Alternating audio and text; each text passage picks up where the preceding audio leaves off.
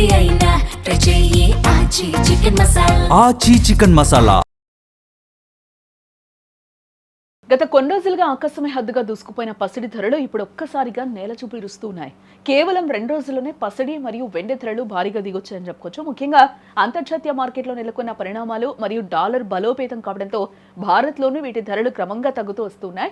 సామాన్యులకు మళ్లీ బంగారం అందుబాటులోకి వస్తూ ఉండడంతో మార్కెట్లో ఒకంత సందడి మొదలైందని కూడా మనం చెప్పుకోవచ్చు.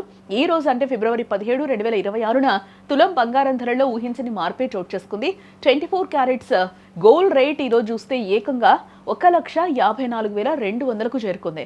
నిన్నటితో పోలిస్తే సుమారు 2,240 రూపాయల మేర పతనం కావడం ఇక్కడ విశేషం. ఇక నిన్నటి ధరను పరిశీలిస్తే ఫిబ్రవరి 16న ఇది 1,56,440 రూపాయలుగా నమోదైంది. అంటే కేవలం 48 గంటల్లోనే పసిడి ధరల్లో గణనీయమైన మార్పు కనిపిస్తోంది.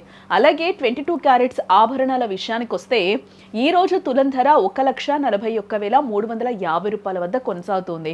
ఇది నిన్నటి కంటే 2,050 రూపాయలు తక్కువగా ఉందని చెప్పుకోవచ్చు. బంగారంతో పోటీ పడుతూ పెరిగిన వెండి కూడా ఇప్పుడు అదే వేగంతో కిందకు దిగుతోంది.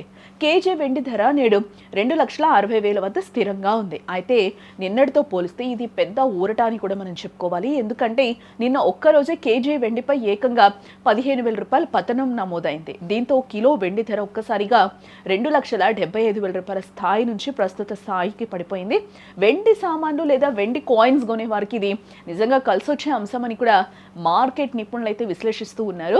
గ్లోబల్ మార్కెట్లో అమెరికన్ డాలర్ విలువ పెరగటం, ఇన్వెస్టర్లు తమ లాభాలను వెనక్కి తీసుకోవడం అంటే ప్రాఫిట్ బుకింగ్ చేయడం వంటి కారణాల వల్ల ఈ భారీ తగ్గుదల కనిపిస్తోందని కూడా చెప్పుకోవచ్చు. దీనికి తోడు అంతర్జాతీయంగా భౌగోళిక పరిస్థితులు కాస్త సద్దుమణగడం కూడా పసిడిపై ఒత్తిడి పెంచింది.